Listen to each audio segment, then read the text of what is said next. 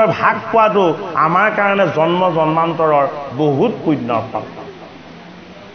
এইটো কাৰণে যি ভাগৱতৰ আশ্ৰয় লয়, যি ভকতৰ সং লয়, যি ভগৱানৰ নাম লয়, যি দৈৱকী নন্দন কৃষ্ণক উপাসনা কৰে, ভগৱান কৃষ্ণই সেইজনৰ কথা কি বুলি কৈছে শুনক। এ দেৱতু তীৰ্থতু কৰি ভকতে সেবৰ হে ভকতক ভজিলে গু ছয়কৰ মজৰ। ও দেৱ কি? দেৱ দৈৱকী নন্দন কৃষ্ণ।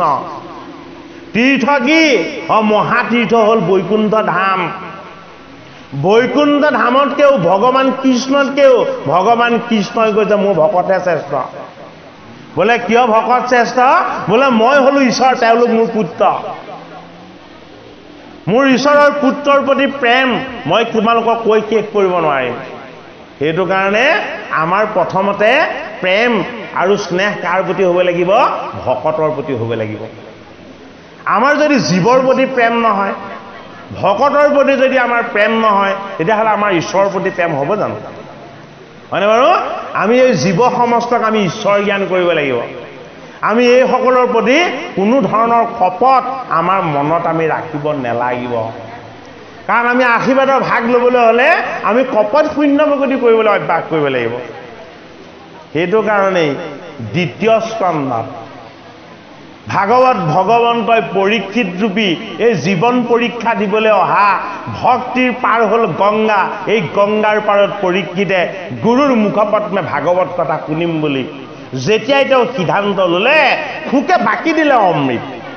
কি ৰূপত বাকি দিছে? কৃষ্ণৰ গুণ ৰূপত, কৃষ্ণৰ যশ ৰূপত।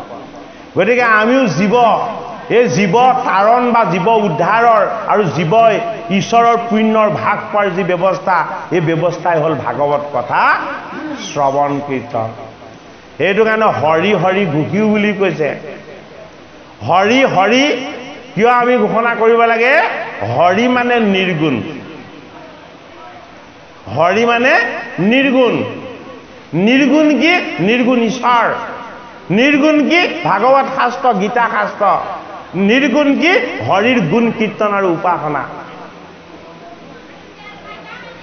বেদাগ মৱাদি কৰি যত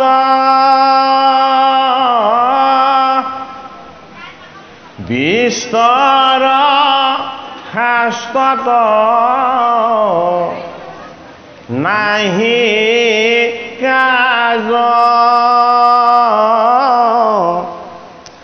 অবিস্তৰ তীৰ্থত নাহি কি সুপ্ৰয়োজন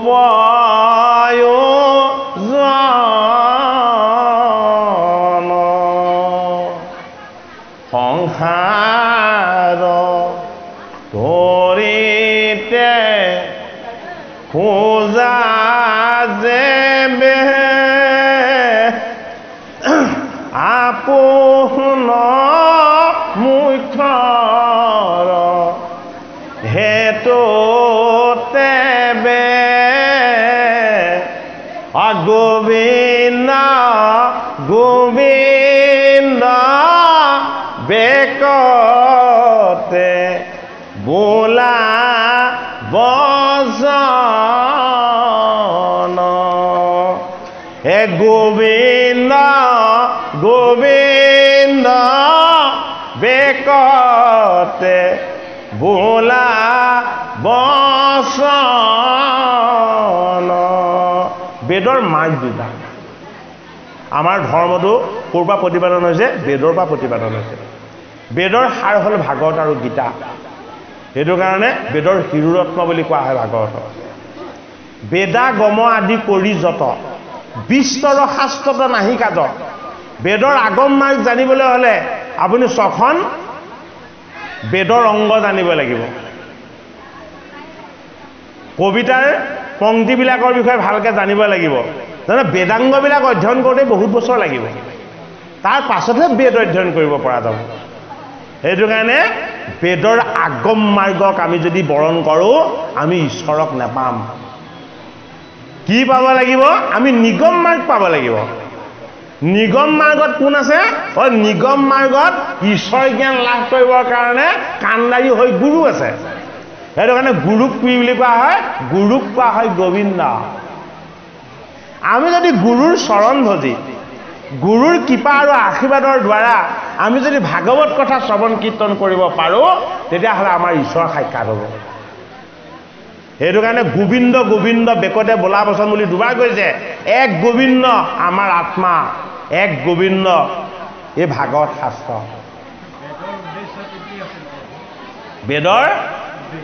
বেদৰ উদ্দেশ্য বা লক্ষ্য ঈশ্বৰৰ নিৰ্গুণ তত্ত্বকে প্ৰকাশ কৰা কিন্তু আচল লক্ষ্যটোক বুজি নাপালে সেইটো কাৰণে ভগৱান কৃষ্ণই গীতাৰ 7ম অধ্যায় জ্ঞান বিজ্ঞান যুগত এই কথা স্পষ্টকৈ অৰ্জুনক কৈ দিছে অৰ্জুনে প্ৰশ্ন কৰিছে যে তোমাক ভজিলে তোমাক উপাসনা কৰিলে তোমাৰ চৰণ চিন্তা কৰিলে জীৱ উদ্ধাৰ হয় কিন্তু বেদে দেখোন আকৌ ঋষিসকলৰ যোগেদি বেলেগ বেলেগ মত দিছে কি কাৰণে এটা ভগৱান কৃষ্ণই উত্তৰ দিছে অৰ্জুনক হেৰা ঐ বেদ মোৰ মুখৰে বাণী কিন্তু মোৰ বেদৰ সাৰমৰ্ম ঋষিসকলে নুবুজিলে সেইটো কাৰণে তেনেকুৱা কৰিলে আৰু মই সেইটো কাৰণে বেদৰ সাৰ ভাগ এতিয়া তোমাক কৈছোঁ বোলে কি মোক উপাসনা কৰা তুমি আৰু মই অভিন্ন বিশ্বাস কৰা গতিকে বেদৰ সাৰ হ'ল ভাগৱত বেদান্ত এই ভাগৱত শাস্ত্ৰই আমাক প্ৰথমতে কি দিছে মহাভাগৱত মহাধৰ্ম দিছে ধৰ্মৰ 4 পদ আমি জনালোঁ প্ৰথম পদ তপ আমাৰ জীৱই হৃদয়ত বহি জন্মৰ পৰা মৃত্যুলৈকে তপস্যা কৰিব ধৰ্মৰূপেৰে পৰা প্ৰকৃতি আমাৰ জীৱ ধৰ্মৰূপেৰে অপৰা প্ৰকৃতি আমাৰ দেহ এই দুইটাক ধাৰণ কৰা শক্তি ৰূপেৰে পৰমাত্মা কৃষ্ণ এই 3টা তত্ত্ব সেইটো কাৰণে পৰা প্ৰকৃতি জীৱ সাধন নয় বস্তু সেইটো কাৰণে আমি ভাগৱত কোনে শুনিছোঁ ভাগৱত আমি কৰ্ণৰ ৰন্ধৰে শুনিছোঁ শুনা কামটো কোনে কৰিছে আমাৰ হৃদয়ত বহি থকা জীৱই কৰিছে ভাগৱত জীৱকহে লাগে দেহক নালাগে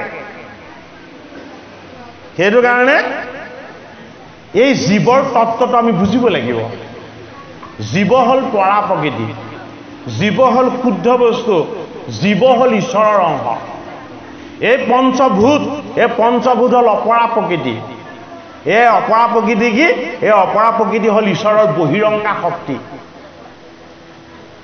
পৰা প্ৰকৃতি ঈশ্বৰৰ বহিৰংগা তত্ত্ব আৰু আত্মা হ'ল ঈশ্বৰৰ অন্তৰংগা শক্তি সেইটো কাৰণে আত্মা আমাৰ লগত কি হৈ আছে গোপন হৈ আছে আত্মা ঈশ্বৰে গোপনে থাকি তেওঁ অমৃত পান কৰিব বিচাৰে কিন্তু আমি নিদিওঁ আমি মায়া আৰু মোহৰ সংসাৰ ভ্ৰমণ কৰিবলৈ গুচি যাওঁ সেইটো কাৰণেই ধৰ্মৰ প্ৰথম পদ হ'ল তপ আমি জীৱনটো পাইছোঁ ঈশ্বৰক সাধনা কৰিবলৈ ধৰ্মৰ দ্বিতীয় পদ হ'ল সুচিতা জীৱনৰ শুদ্ধতা আৰু পবিত্ৰতা ঈশ্বৰ সেৱাৰ যোগেদিহে হ'ব ধৰ্মৰ তৃতীয় পদ হ'ল দয়াদান আমাক তেতিয়া মনটোৱে বিকাৰৰ পৰা আঁতৰ কৰিব আমাক সংস্কাৰ দিব কি সংস্কাৰ দিব যে হৰিৰ যদি চৰণ সেৱা কৰাৰ সুবিধা পাইছা তেতিয়াহ'লে আন দুজনকো দিয়া অন্য দুজনকো সংগ কৰি লোৱা হৰিৰ গুণ কীৰ্তনৰ উপাসনাৰ ভাগ সকলোকে দিবলৈ যত্ন কৰা এয়া হ'ল কি এয়া হ'ল দয়াদান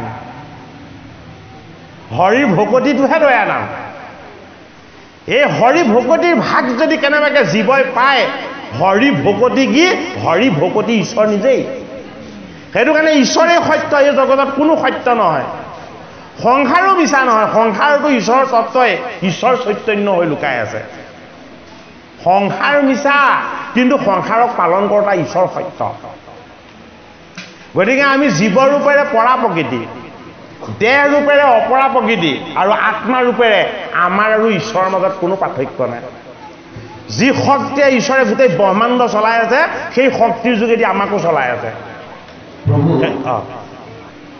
বেদ আৰু ভাগৱতৰ উদ্দেশ্য একেই নহয় জানো একেই এটাই হয় বেদৰ উদ্দেশ্য ভাগৱতৰ উদ্দেশ্য একেটা কিন্তু ভাগৱত আৰু বেদৰ মাজত পাৰ্থক্য আহি গ'ল বেদত দুটা মাৰ্গ দেখা গ'ল এটা হ'ল আগম মাৰ্গ এটা হ'ল নিগম মাৰ্গ ভাগৱতত আকৌ অকল নিগম মাৰ্গহে আছে ভাগৱতত আগম মাৰ্গ নাই সেইটো কাৰণে ভাগৱতক ক'ৰ শাস্ত্ৰ বুলি কোৱা হ'ল ভাগৱতক বৈকুণ্ঠৰ শাস্ত্ৰ বুলি কোৱা হ'ল বেদক বৈকুণ্ঠৰ শাস্ত্ৰ বুলি কোৱা হৈছে জানো আৰু বেদ গুণময় গীতাটো কৈছে বেদ গুণময় বুলি বেদৰ তত্ত্ববিলাক গুণময় ভাগৱতৰ তত্ত্ব কি ভাগৱতৰ তত্ত্ব হ'ল নিৰ্গুণ ভাগৱত শাস্ত্ৰই কি কৈছে বোলে মই শাস্ত্ৰ নহয় বোলে কি মই ঈশ্বৰ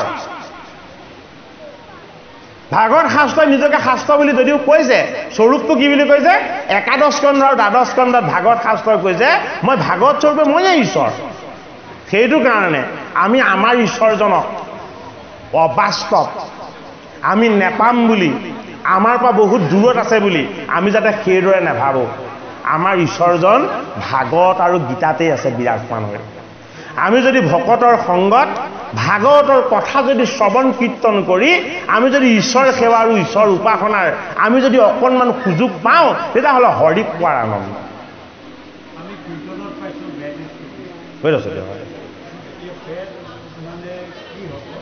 বেদ মানে জ্ঞান আমাৰ লগতো 4খন বেদ আছে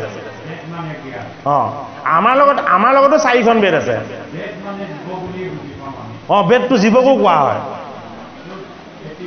তাৰমানে বেদ যোগী বেদস হয়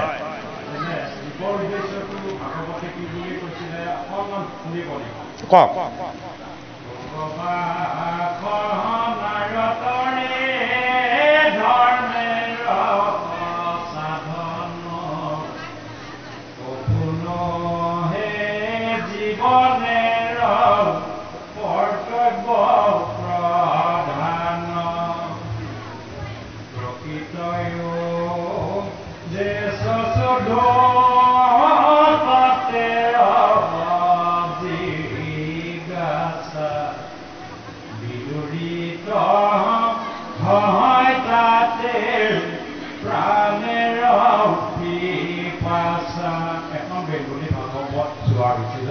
ভাষাবিলাক বেংগলী তাতে বেদৰ উদ্দেশ্যটো স্পষ্টভাৱে উল্লেখ কৰিছে প্ৰকৃত উদ্দেশ্য শুদ্ধ মানে প্ৰকৃত উদ্দেশ্য মাত্ৰ শুদ্ধ মানে মাত্ৰ কি তত্ত্বেৰ জিজ্ঞাসা কৰা মানে তত্ত্ব বিচাৰ কৰা আমি ক'ত আছিলোঁ ক'লৈ আহিলোঁ কিয়নো আহিলোঁ এই স্থানত কি কৰিব লাগিব অন্তিমত ক'লৈ যাব লাগিব এই সমস্তকে তত্ত্ব বুলি কোৱা হৈছে গতিকে প্ৰকৃত যিটো সত্য তথ্য সেইটো যদি আপুনি আজি আমাক একেবাৰে মানে আন্তৰিকতাৰে দি যায় তেনেহ'লে আমাৰ উদ্দেশ্যই সফল হ'ব বুলি আমি ধাৰণা কৰিব পাৰোঁ বেদ মানে জীৱ বুলি আমি ক'ব নোৱাৰিম কাৰণ জীৱ হ'ল পৰা প্ৰকৃতি বেদ মানে জ্ঞান এইটো এটা শুদ্ধ সংজ্ঞা কিন্তু জ্ঞানৰ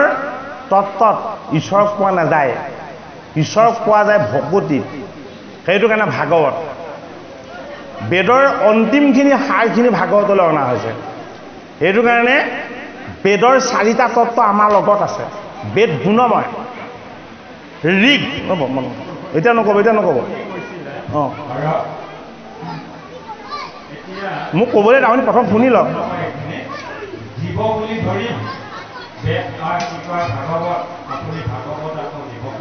নাই আপুনি শুনক আপুনি মোৰ কথাখিনি ভালকৈ শুনি লওক পাছত প্ৰশ্ন কৰিব কথাখিনি ভালকৈ শুনি নোলোৱাকৈ যদি এনেকৈ প্ৰশ্ন কৰে কথাখিনি সমিল মিললৈ নাযাব গম পাইছেনে বাৰু আমাৰ লগত 4খন বেদ আছে আমাৰ লগত আছে 4খন বেদ ঈশ্বৰে আমাক দি পঠিয়াইছে হা ঋগ মানে বাক্য মুখখন ঋগবেদ বাক্য আপুনি যিমানেই নাৰাখক কিয় সকলোৱে সমানে শুনে খাম মানে বাক্যৰ তত্ত্ব বোলে কি আমাৰ কাণেৰে শুনা যায় যজ্ঞ আমি যিমান বেয়া আৰু ভাল আছে প্ৰথম চকুৰে কৰোঁ সেইটো কাৰণে যজ্ঞ হ'ল আমাৰ এই চকু দুটা জ্ঞান হয়নে বাৰু আৰু আমাৰ নাকেদি বেয়া গন্ধ ওলাওঁ ভাল গন্ধ ওলাওঁ এইটো হ'ল অৰ্থব্য বাংগীৰস বেয়া গন্ধ পালে আমি এইটো বেয়া বস্তু বুলি কওঁ ভাল গন্ধ পালে ভাল বস্তু বুলি কওঁ ভগৱানৰ চৰণ সুগন্ধিৰ তুলসীৰ গন্ধটো অমৃতময় সেইটো কাৰণে অৰ্থব্য বাংগীৰস কাৰ লগত আছে চাৰিখন বেদ জীৱৰ লগত আছে সেইটো কাৰণে জীৱ বেদৰ সমতুল্য হয় কিন্তু বেদ নহয় জীৱ হ'ল গীতাই কৈছে পৰা প্ৰকৃতি এই দেহ হ'ল অপৰা প্ৰকৃতি বিনাশীল জীৱ গতিশীল সেইটো কাৰণে জীৱই 84 লক্ষ যোনিত ভ্ৰমণ কৰিব লাগে এই জীৱ ঈশ্বৰৰ অংশ এই পঞ্চভূত ঈশ্বৰৰ ৰচনা এইটো কাৰণে এই দুইটাক চৈতন্য কৰা শক্তি হ'ল কি আত্মা কৃষ্ণ পৰমাত্মা কৃষ্ণ এতিয়া ভাগৱতে আমাক পৰমাত্মা কৃষ্ণৰ উপাসনা কথা কৈছে হয়নে আমি প্ৰত্যেকে ঈশ্বৰৰ অংশ জীৱ এই জীৱই যদি একেলগে ঈশ্বৰক উপাসনা কৰোঁ সমস্ত জীৱৰ লগত একাকাৰ হৈ থকা ঈশ্বৰজন চৈতন্য হ'ব বাহিৰত ভগৱানক বিচাৰি ফুৰিলে আমি ক'ত পাম আমাৰ ভিতৰত বহি আছে হৃদয়ত অষ্টদল পদ্মত ঈশ্বৰ কৃষ্ণ সেইজন কৃষ্ণৰ লগত আমি এক হ'বলৈ যত্ন কৰিব লাগিব কেনেকৈ এক হ'ম সেইজন কৃষ্ণৰ নাম আমি জপ কৰিব লাগিব সেইজন কৃষ্ণৰ গুণ আমি কীৰ্তন কৰিব লাগিব সেইজন কৃষ্ণৰ উপাসনা আমি শ্ৰৱণ কৰিব লাগিব শ্ৰৱণ কীৰ্তনৰ যোগেদি আমাক চলাই থকা ঈশ্বৰজনৰ লগত আমি একাকাৰ হৈ যাব পাৰিম এইটো কাৰণে ভাগৱত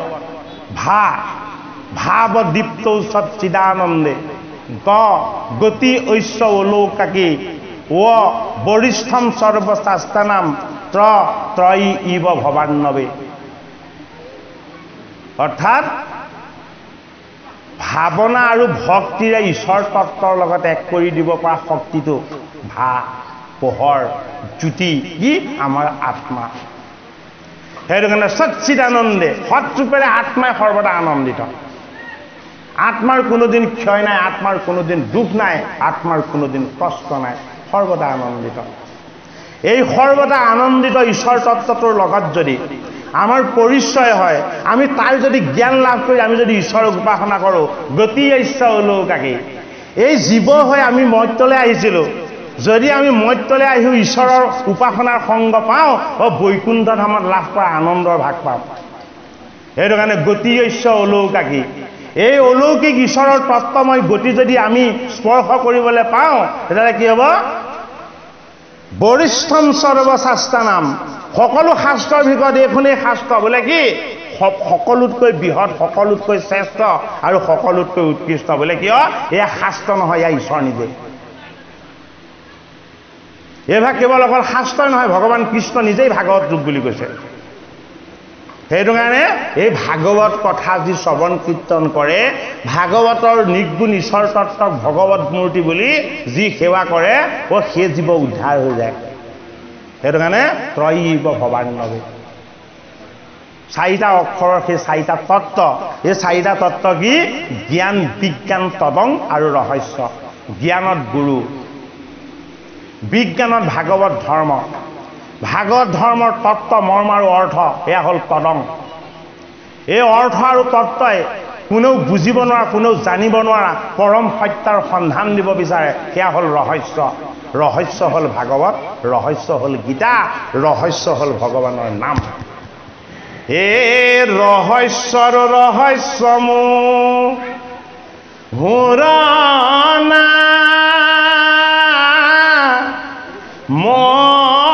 কৰ্ম এই ইহাকে কহয় মহা ভাগৱত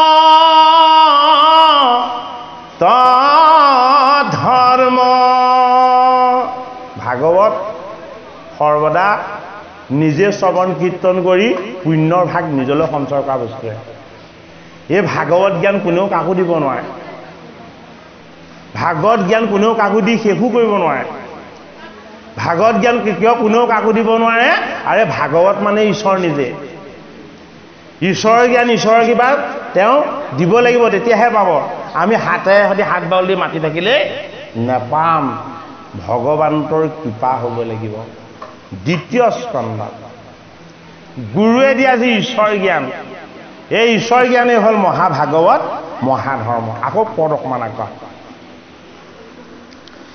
হে ৰাম এ ধন্য নৰপতি মতি উত্তম তোমাৰ এ পুচিলা হাজিটো কথা সংসাৰতে সাৰ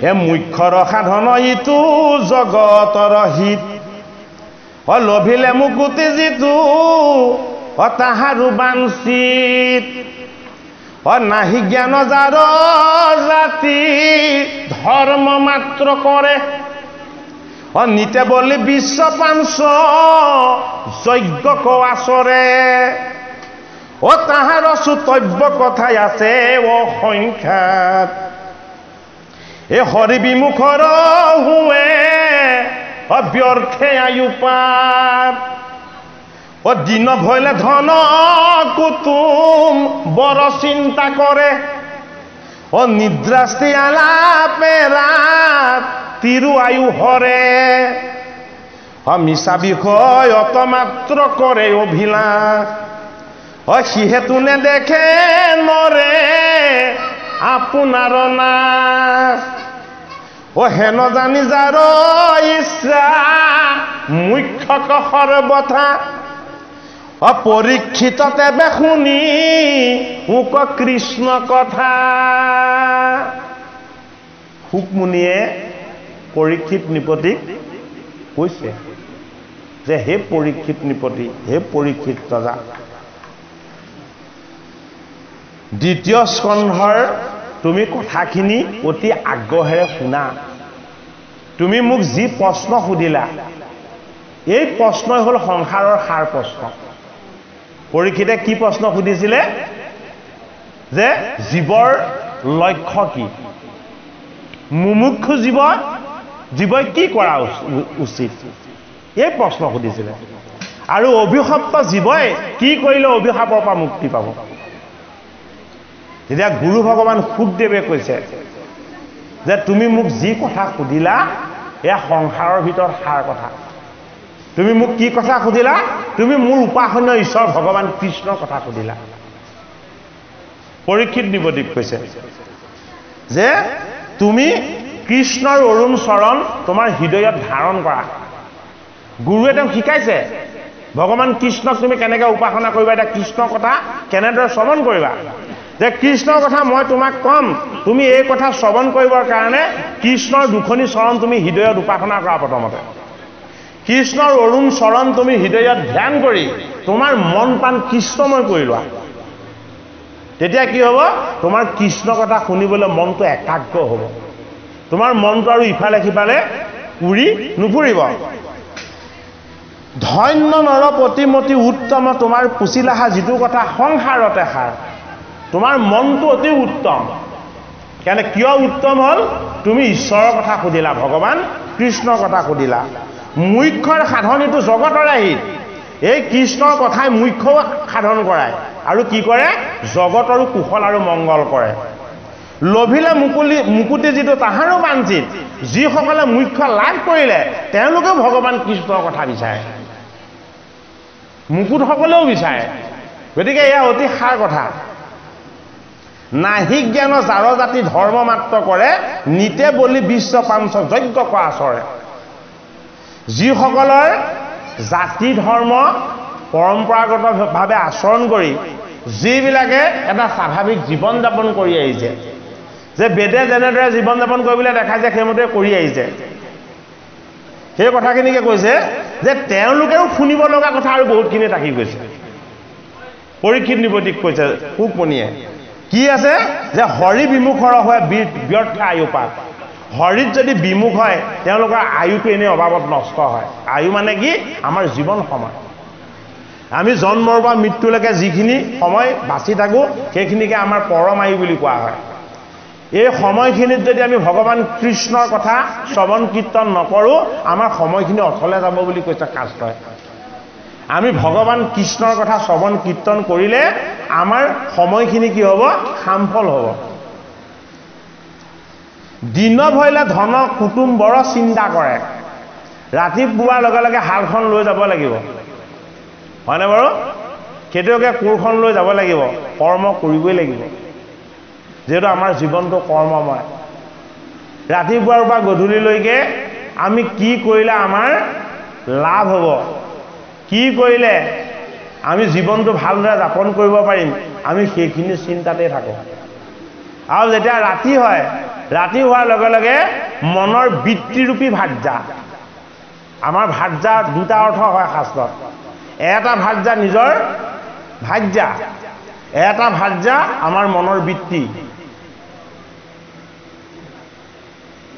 মনৰ বৃত্তিটোকো ভাৰ্যা বুলি কোৱা হৈছে সেইটো কাৰণে দিন হইলে ধন কুটুম এইবিলাকৰ চিন্তা থাকে আৰু ৰাতি হোৱাৰ লগে লগে কি হয় আমাৰ মনৰ বৃত্তিবিলাক বিভিন্ন চিন্তা ভাৱনাৰ ফালে যায় সেইটো কাৰণে কি বুলি কয় যে স্ত্ৰী আলাপে ৰাতিও হয় আয়ু স্ত্ৰী আলাপ মানে কি ভাৰ্যাৰ লগত কৰা আলাপেই নহয় আমি নিজৰ লগতো নিজে আলাপ কৰোঁ কাইলৈ ইটো কৰিম সিটো কৰিম আমুকলৈ যাম তামুকলৈ যাম এনেকুৱা ধৰণৰ আমি সংকল্পবিলাক লওঁ তথাপিতো ঈশ্বৰ চিন্তা আমি নকৰোঁ বুলি কৈছে মিছা বিষয়ত মাত্ৰ কৰে অভিলাষ বিষয় মানে কি বিষয় মানে যিবোৰ বস্তু দুখদায়ক বিষয় মানে যিবোৰ বস্তু বন্ধনকাৰী বিষয় মানে যিবোৰ বস্তু দুখিত আৰু তাপিত আমাৰ এটাতকৈ ডাঙৰ বিষয় কি আমাৰ এটাতকৈ ডাঙৰ বিষয়টো হ'ল আমাৰ এই দেহটো দেহটোৱে এটা বিষয় সেইকাৰণে দেহটো কিয় বিষয় ইয়াক কেইটামান বস্তু লাগিবই কি লাগিব অন্ন লাগিব বস্ত্ৰ লাগিব বাসস্থান লাগিব স্বাস্থ্য লাগিব শিক্ষা লাগিব এইবিলাক লাগিব নে নালাগে সেইটো কাৰণে বিষয়ৰ ভিতৰত এটাতকৈ ডাঙৰ বিষয়টোৱে হ'ল আমাৰ এই দেহটো এইটো কাৰণে দেহটোত জানো বিৰগতি হ'ব দেহটোত বিৰগতি নহয় বিষয়ত বিৰগতি হ'ব লাগিব বুলি কৈছে দেহটো থাকিব লাগিব কিন্তু এই দেহটোক আমি কি কৰিব লাগিব হৰি মন্দিৰ কৰিব লাগিব দেহটোক আমি শুধৰাব লাগিব ভাল কৰিব লাগিব দেহটোক আমি হৰিৰ মন্দিৰ কেনেকৈ কৰিব লাগিব আমাক আত্মাৰূপী ঈশ্বৰে চলাই আছে এই আত্মাৰূপী ঈশ্বৰ এই দেহটোতে আছে সেইটো কাৰণে আমি সেই আত্মা ঈশ্বৰজনক উপাসনা কৰিব লাগিব যে তুমি কি তুমি ঐচ্যুত তুমি অনাদি তুমি অনন্ত তুমি ৰাম তুমি কৃষ্ণ তুমি সৰ্বদা আনন্দময় কিন্তু মোৰ এই দেহটো কি দুখিত তাপিত আৰু মৃত্যুমুখী গতিকে মই দেহক অতিক্ৰম কৰি যাতে মই তোমাৰ কথা চিন্তা কৰিব পাৰোঁ হে জগতৰ হৰি তুমি মোক কি কৃপা কৰা সিহেতু নেদেখে নৰে আপোনাৰ অনাশ আমি ঈশ্বৰ চিন্তা নকৰিলে ঈশ্বৰক উপাসনা নকৰিলে আমাৰ এদিন মৃত্যু হ'ব আৰু তেনেকৈ মৃত্যু হ'লে আমাৰ জীৱটোৰ দুৰ্গতি হ'ব নিম্ন যোনিত জন্ম ল'ব দুখ কষ্ট ভোগ কৰিব লাগিব যদি ভকতিৰ সংস্কাৰ হয় ঈশ্বৰে আমাক ভাল ঠাইলৈ নিব এয়া ভাগৱত শাস্ত্ৰই কৈছে হেন জানি যাৰ ইচ্ছা মুখ্যক সৰ্বথা অপৰীক্ষিত তেবে শুনি ওক কৃষ্ণ কথা হে দিব্য চিত্ৰ কৃষ্ণ গুণ নাম কীৰ্তনত কৃষ্ণ ৰেখে পাদ পদ্ম স্মৰি বেমনত নাৰায়ণ স্মৰণেহে পৰম মংগল এহি মানে জীৱন্ততে জন্মৰ সাম্ভল পৰীক্ষিত নৃপতিক তেওঁ গুৰু ভগৱান শুকমুনিয়ে কৈছে যে হে পৰীক্ষিত তেতিয়াহ'লে তুমি এতিয়া একান্ত চিত্তে কৃষ্ণ কথা শুনা দিব্য চিত্ৰ কৃষ্ণ গুণ নাম কীৰ্তনত চিত্ৰ মানে কি মনৰ এটা অৱস্থা মনৰ কেইবাটাও স্তৰ আছে এটা হ'ল চিত্ত এটা হ'ল বৃত্তি এটা হ'ল মন এইবিলাক হ'ল মনৰ অৱস্থা এইটো কাৰণে মনৰ চঞ্চলতাটোক কোৱা হয় মন বুলি মনৰ ধীৰ আৰু শুদ্ধ পবিত্ৰতাটোক কোৱা হয় চিত্ত। সেইটো কাৰণে চিত্তই হ'ল ঈশ্বৰ বাসৰ আলয় বুলি কৈছে। সেইটো কাৰণে আমি মনটো শুদ্ধ কৰিবলৈ কি কৰিব লাগিব? আমাৰ মনটো ঈশ্বৰৰ চৰণত দিব লাগিব। ঈশ্বৰ কি? ঈশ্বৰ নিৰ্গুণ। তুমি চিত্ত বৃত্তি মোৰ প্ৰৱৰ্তক নাৰায়ণ, তুমি নাথ মই নাথ অন্ত, চৰণ সত্তৰ ছায়া দিয়া দূৰ কৰা মায়া, কৰা দায়া মুক ভগৱন্ত।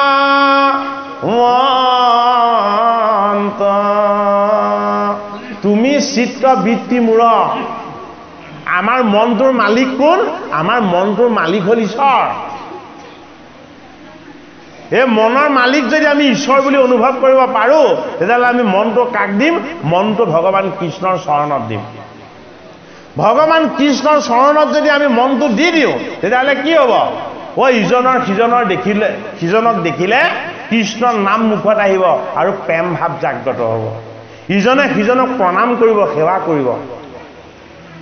সেইটো কাৰণে কি? তুমি চিত্ত বৃত্তি মূৰ।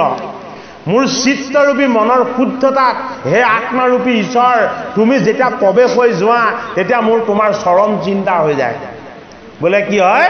মোৰ বৃত্তিটো তেতিয়া সংসাৰ ধৰ্মত নাথাকে। কি ধৰ্মত থাকিব? তোমাৰ হৰিৰ চৰণ সেৱাৰ ধৰ্মত থাকিব। এইবিলাক তুমি প্ৰৱৰ্তন কৰা। বোলে কি? মোৰ মনটোক ভাল ঠাইলৈ নিয়া, মোৰ মনটোক ভাল ভাৱলৈ নিয়া, মোৰ মনটোক হৰি উপাসনাৰ কাৰণে লৈ যোৱা, এই কামটো তুমি কৰা। বোলে কি?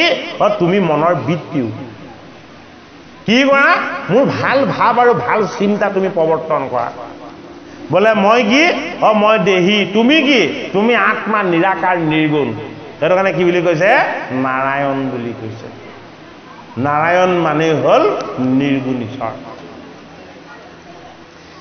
হে অন্তকালে হৰি স্মৰে যিটো ভাগ্যৱন্ত,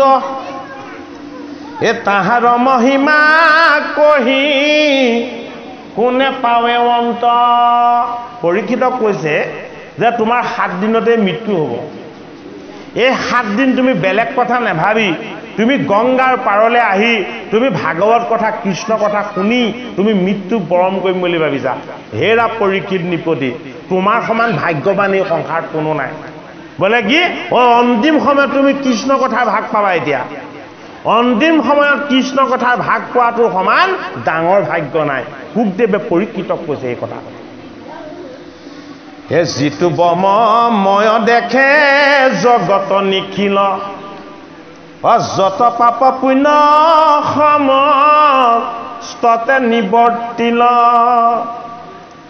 হৰিৰ কথাত তাৰ ৰতি অবিশ্ৰাম, সদায়ে মুখত নেৰে ৰাম কৃষ্ণ নাম। বুলিবা পূৰ্ব কিবা কহিলা হামুনি, ইটো কথা একো পুৰুষতো নতো শুনি।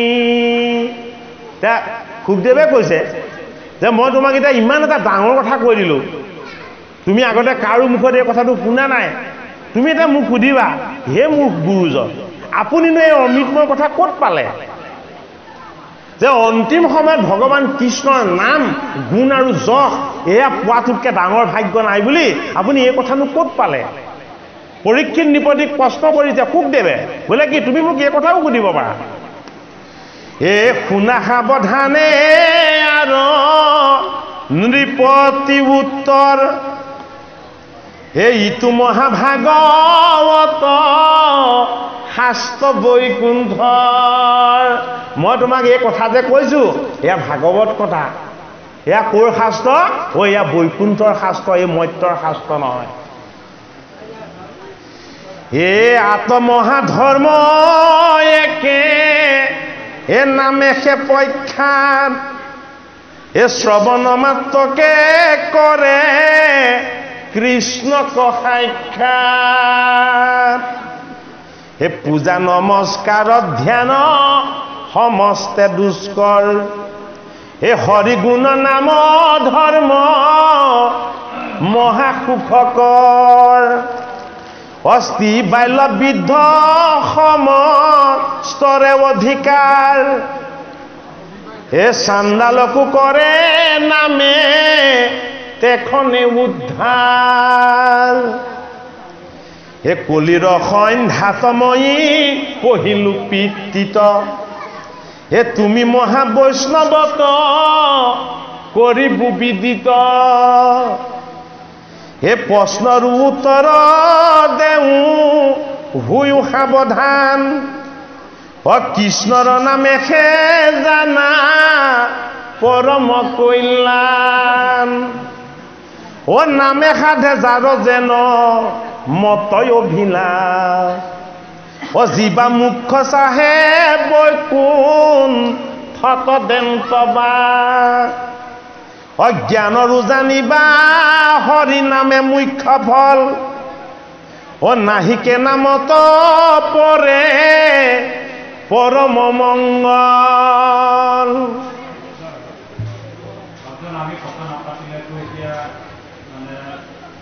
নাই আজি আপোনালোকে আমাক নিমন্ত্ৰণ কৰি আনিছে কিবা এটা সুধিম বুলি কিবা এটা জানিম বুলি আমি আনন্দহে পাইছোঁ শুনো হয় হয় হয় হয় না আমি আকৌ এটা ঠাইত পাইছিলোঁ যে এই নামে নাম নহয় আৰু নাম আছে সহস্ৰ সহস্ৰ নামে ৭,০০০ আছে এই নামটো প্ৰকৃত আচল নামটো কৃষ্ণটো কৃষ্ণৰ নাম বুলিহে ক'লে এতিয়া কৃষ্ণৰ নাম ল'বলৈ কৈছে কৃষ্ণ বুলি ল'বলৈ কোৱা নাই সেইটো কথা কৃষ্ণ বুলি ক'বলৈ দিয়া নাই কৃষ্ণৰ নামহে ল'ব দিছে গতিকে এই কৃষ্ণৰ নামটো অকণমান যদি আপুনি আমাক কয় ভাল হ'ব এয়া হ'ল অন্তৰংগা ভকতি ভগৱান কৃষ্ণৰ নাম তত্ত্ব হ'ল অন্তৰংগা ভকতি এয়া কি এয়া ৰহস্যৰ মাজত লুকাই থকা ৰহস্য ভগৱানৰ নাম বস্তু কি ভগৱানৰ নাম বস্তু হ'ল ৰহস্য নাম কোনে পাইছিলে নাম পাইছিলে 12জন বৈষ্ণৱে 12জন বৈষ্ণৱে ভগৱন্তৰ কৃপাত নাম পালে কিন্তু ভগৱানৰ ঐশ্বৰ্য ৰক্ষা কাক পাতিলে 8টা ঐশ্বৰ্যৰ ভঁৰালৰ ৰক্ষা ভগৱানে কুবেৰক পাতিলে সেইটো কাৰণে এই কুবেৰ মানে কি কুবেৰ মানে কাকো নিদিয়া সদায় নিজলৈ ৰখা কাকো ফুটা কৰি এটাও নিদিলে বৈষ্ণৱ কিজনে পালে বৈষ্ণৱ কিজনে নিজেহে সাধন কৰিলে কাকো নিদিলে এটা কৃপা কৰি এই নাম বস্তু ঈশ্বৰ বস্তু কোনে দিলে কলিৰ সন্ধ্যাত পোকে দিলে কাক দিলে এই পাণ্ডৱৰ নাতি পৰীক্ষিতক দিলে ক'ত দিলে এই ভাগৱত শাস্ত্ৰত দিলে ভগৱান কৃষ্ণৰ নাম তত্ত্ব হ'ল অনন্ত ভগৱান কৃষ্ণৰ নাম তত্ত্ব কি অনাদি সকলো বস্তুৰে আদি আছে নামৰ আদি নাই নামৰ কিয় আদি নাই বোলে নামৰ অন্ত নাই আজি যদি কৃষ্ণ বুলি কৈ দিছোঁ লক্ষ লক্ষ কোটি কোটি লাখ লাখ নিযুত নিযুত হাজাৰ হাজাৰ বছৰ এই নাম গৈয়ে থাকিব শব্দ ব্ৰহ্ম হৈ ব্ৰহ্মাণ্ডৰ উপৰি বাগৰি বাগৰি গৈ থাকিব এই শব্দক কোনো বিনাশ কৰিব নোৱাৰে সেইটো কাৰণে নাম কি নাম হ'ল অক্ষৰ ব্ৰহ্ম অক্ষৰ ব্ৰহ্ম আৰু খৰ ব্ৰহ্ম দুবিধ ব্ৰহ্মৰ তত্ত্ব আছে খৰ ব্ৰহ্ম বিনাশীল অক্ষৰ ব্ৰহ্ম হ'ল অবিনাশী সেইটো কাৰণে আমাৰ এই দেহটো বিনাশী এই দেহটো ইয়াতে পঞ্চভূত ইয়াতে বিলীন হৈ মাটি হৈ গুচি যাব এই দেহটো মোৰ বুলি ইমানকে সজাও পৰাও ইমান সুখ দিওঁ ই আপোনাক সদায় সুখ দি থাকিব জানো অন্তিম সময়ত দাঁতকেইটা বিষাবলৈ ল'ব গাঁঠিবিলাক বিষাবলৈ ল'ব হয়নে বাৰু চকুৰে কম কম দেখিব এই সুখ দিয়া দেহাটোৱে এদিন আপোনাক যান্ত্ৰণা আৰু কষ্ট দিব গাৰ বিষ হ'ব, পেটৰ অসুখ হ'ব, হয়নে নহয় বাৰু? আমাৰ জীৱনত এইবিলাক সদায় ঘটি থকা কথা হয়নে নহয়? এইটো চিৰন্তন সত্য, হয়নে বাৰু? এতিয়া এই বিনাশীল বস্তুটোৰ ওপৰত আমাৰ যাতে সদায় বিশ্বাস নাথাকে। এই দেহটো আমাৰ হৰি সেৱাৰ এটা মন্দিৰ বুলি ভাবিব লাগিব। এতিয়া ঈশ্বৰক আমি চকুৰে দেখোঁ জানো? ঈশ্বৰক যদি কোনোবাই চকুৰে দেখিছোঁ বুলি কৈছে, সেইজনক মিছলীয়া বুলি ক'ব লাগিব। আৰে ঈশ্বৰ মানে নিৰাকাৰ, নিৰ্গুণ, গুণৰ তত্ত্ব নহয়।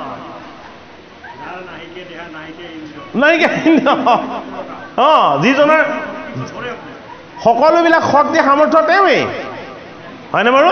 এতিয়া পৃথিৱীৰ ফালে আকাশৰ পৰা বস্তুবিলাক চব টানি আছে, হয়নে বাৰু? আমি গছৰ পৰা ফলটো সৰোতে ফল সৰি পৰোঁতে ছাৰ আইজাক নিউটনে সেই শক্তিটো আৱিষ্কাৰ কৰিছে। তাৰ আগতেওতো সেই শক্তিটো আছিলে, হয়নে বাৰু? তাৰ আগতেও মধ্যাকৰ্ষণ শক্তি আছিলে, কিন্তু আৱিষ্কাৰ কৰিছিলে কোনে? মধ্যাকৰ্ষণ শক্তিটো আৱিষ্কাৰ কৰিছিলে ছাৰ আইজাক নিউটনে। আপেলটো কিয় তললৈ পৰিলে বুলি প্ৰশ্ন কৰিলে, হয়নে বাৰু? তেতিয়া তেওঁ উত্তৰ বিচাৰি পালে, বোলে কি? পৃথিৱীৰ চাৰিওফালে বস্তুবিলাকক টানি থকা এটা শক্তি আছে। এইটো কাৰণে এই পৃথিৱীখন হ'ল ভূমি, ঈশ্বৰৰ নাম হ'ল ভূধৰ। এই ভূমিক চাৰিওফালে টানি পেলাই যি ধৰি আছে, এয়া হ'ল ভূধৰ আত্মা ঈশ্বৰ। এইটো কাৰণে পৃথিৱীক ধাৰণ কৰোঁতা শক্তি হ'ল ভূধৰ। এইটো কাৰণে ভাগৱতৰ প্ৰথম স্কন্ধত কি আছে? ধেনুৰূপী পৃথিৱী আৰু বিষৰূপী ধৰ্মৰ কথোপকথন আছে। ভাগৱতৰ প্ৰথম স্কন্ধত আছে ধেনুৰূপী পৃথিৱী আৰু বিষৰূপী ধৰ্মৰ কথোপকথন। এই ধেনুক ক্ষুদ্ৰগোটে মাৰিছে আৰু প্ৰসাৰ কৰিছে, আৰু ধৰ্মই কান্দিছে, হয়নে বাৰু? এয়া ঈশ্বৰ তত্ত্ব। এইটো কাৰণে ধৰ্ম কি? ধৰ্ম হ'ল আমাৰ আত্মা। ধেনু কি? ধেনু আমাৰ ইন্দ্ৰিয়কেইটা, এইকেইটা গায়, এইকেইটা সদায় চৰিবলৈ লাগে, হয়নে বাৰু? এই ইন্দ্ৰিয়ৰূপী ধেনুকেইটাক চলাই থাকে কোনে? বাঁহী বজাই চলাই থাকে কৃষ্ণই। সেইটো কাৰণে তেওঁ বৎসবিলাকক পালন কৰে, সেইটো কাৰণে তেওঁ হ'ল গোপাল। এই 10 ইন্দ্ৰিয় আৰু একাদশ ইন্দ্ৰিয় মন, এই 11টা বস্তুৰ মালিক আত্মাৰূপী ঈশ্বৰ কৃষ্ণ। এই কৃষ্ণইহে আমাক চৰাই থাকে, সেইটো কাৰণে তেওঁ আত্মাৰূপী গোপাল, আমাৰ গোবৎসবিলাকক পালন কৰোঁতা। সেইটো কাৰণে তেখেতে সুধিছে নামৰ মহিমা আৰু নামৰ তত্ত্ব। এই যে গোপাল কৃষ্ণৰ নাম, গো শব্দে বেদ, পাল শব্দে পালন কৰা। আপুনি কৈছে যে বেদ মানে জীৱ, মানি লৈছোঁ। বেদ মানে আমাৰ ইন্দ্ৰিয়বিলাকো পৰে, হয়নে বাৰু? এই জীৱ আৰু ইন্দ্ৰিয় সকলোবিলাকক কোনে পালন কৰি আছে? ঈশ্বৰে পালন কৰি আছে। সেইটো কাৰণে আমি গোপাল বুলি ক'লে কাক স্মৰণ কৰা হ'ব? আমাৰ আত্মাক স্মৰণ কৰা হ'ব। এই দেহটো দুখময়, এই দেহটো যন্ত্ৰণাময়, এই দেহটোক যিমান দিয়ে সিমানে তাক নাটে, এয়া তাৰ স্বভাৱ, হয়নে বাৰু? এইটো কাৰণে এই দেহৰ আনন্দ ক্ষণস্থায়ী, এই দেহাটোক ধাৰণ কৰা আনন্দ কিন্তু চিৰস্থায়ী। এই দেহক ধাৰণ কৰা আত্মাৰূপী ঈশ্বৰৰ যিটো আনন্দ, এই আনন্দ মূৰ্তিটোৰ নাম কি? কৃষ্ণ। অৰ্জুনে ভগৱান কৃষ্ণক প্ৰশ্ন কৰিছিলে যে তুমি মোক নাৰায়ণ নামৰ মহিমা ক'লা, তোমাৰ অনন্ত নামৰ মহিমা ক'লা, তোমাৰ প্ৰভু নামৰ মহিমা ক'লা, তোমাৰ ঈশ্বৰ নামৰ মহিমা ক'লা, কিন্তু তুমি যে মোক কৃষ্ণ নামৰ মহিমা নক'লা। এতিয়া বাজনা আমাক কৃষ্ণ নামৰ মহিমাৰ কথাই সুধিছে। মোৰো এটা খেলিমেলি হয়, অৱতাৰত কৃষ্ণৰ নামটো কিয় উল্লেখ নহয়? শেষত তেওঁৱেই, অন্তিমত তেওঁৱেই, গোটেইকেইটা তেওঁৰে তত্ত্ব। সেইটো কাৰণে আকৃতি ধৰিছা কৃষ্ণ বুলি ক'লে। 10 অৱতাৰো আকৌ তত্ত্বৰূপে। মৎস্যৰূপেৰে মায়া আমাৰ এই দেহাটো, কুৰ্মৰূপেৰে আত্মসংগম ঈশ্বৰৰ তত্ত্ব, গম পাইছেনে? মনৰ সংশয় ছেদন কৰা শক্তি ৰূপেৰে পৰশুৰাম, সেইটো কাৰণে হাতত কুঠাৰ, হয়নে? এই জীৱক উদ্ধাৰ কৰা শক্তি ঈশ্বৰৰ আত্মাৰ পৰমাত্মাৰ, সেইটো কাৰণে বৰা। শ্ৰীৰূপী দেহ আত্মাৰূপী ৰাম, ঈশ্বৰ সাক্ষাৎ কৰিবলৈ আহিছে, সেইটো কাৰণে শ্ৰীৰাম।